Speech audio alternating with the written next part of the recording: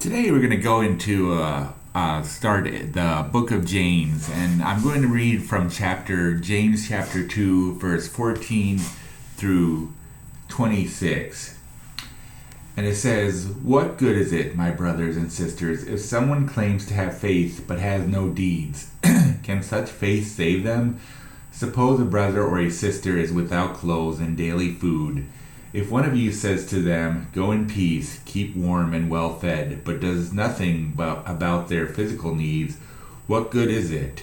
In the same way, faith by itself, it is not accompanied by action, is dead. But someone will say, 'You have faith, I have deeds. Show me your faith without deeds, and I will show you my faith by my deeds. You believe that there is one God. Good, even the demons believe that and shudder. You foolish person, do you want evidence that with faith without deeds is useless? Was not our father Abraham considered righteous for what he did when he offered his son Isaac on the altar? You see that his faith and his actions were working together, and his faith was made complete by what he did. And the scripture was fulfilled that says, Abraham believed God, and it was credited to him as righteousness, and he was called God's friends.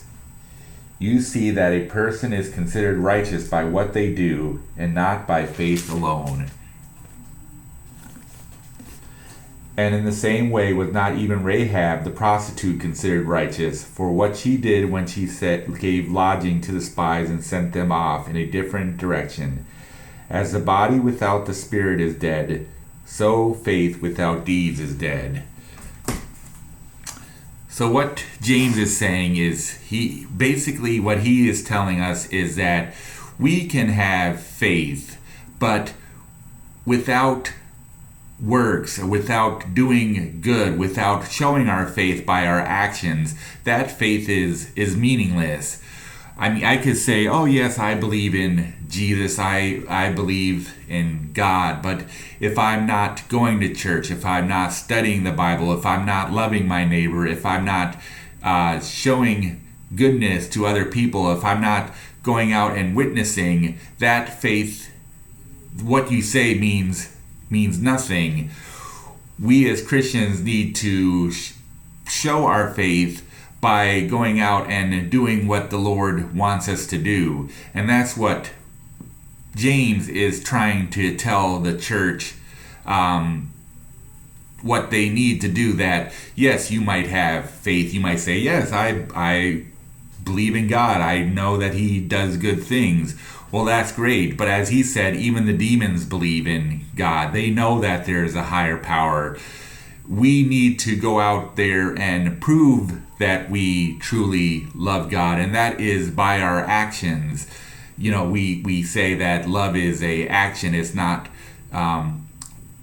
We need to go out there and prove it, and many of us today don't do that. We believe that, well, works is part of your salvation. We need to have faith.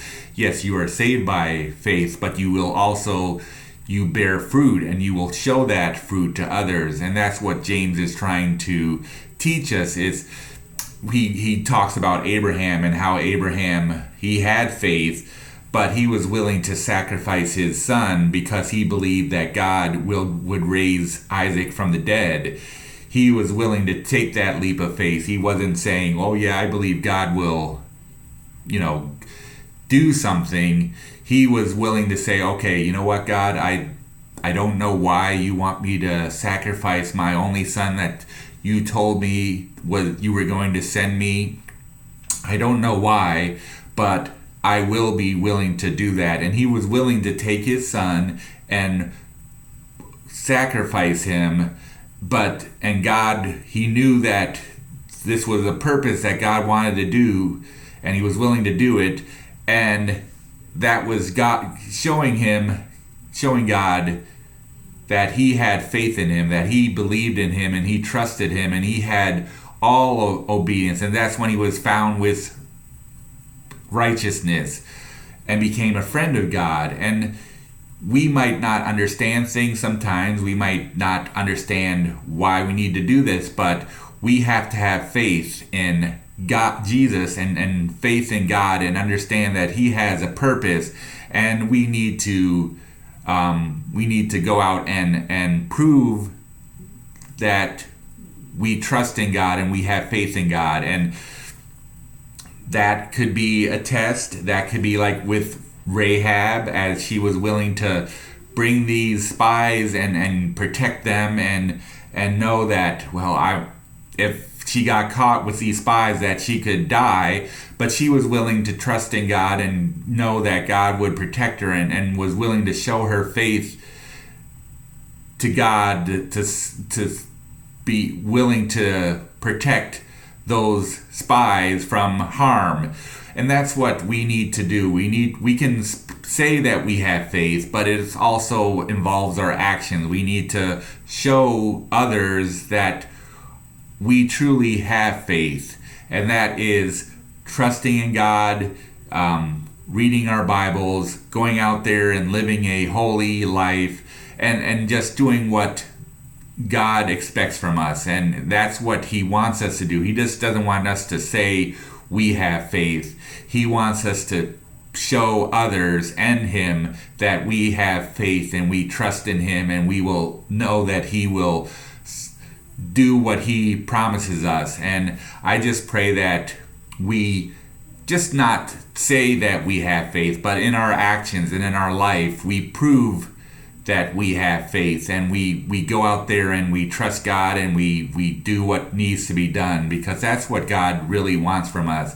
He doesn't want us to be a hollow person who said, yeah, I believe in God, because honestly, if you look at the world today, there's a lot of people who say they believe in God and they claim they're Christians, but you look at their lives and it's like, I don't see any fruit in that. And that's what we need to be. We need to not just say we believe in God and say we have faith, but we need to have our actions resemble what Christ wants from us. And I pray that we all do that, and we live a life of true faith and not just words. And I pray that you all do that, and thank you for everything. And if you like more, just like and subscribe, and God bless you.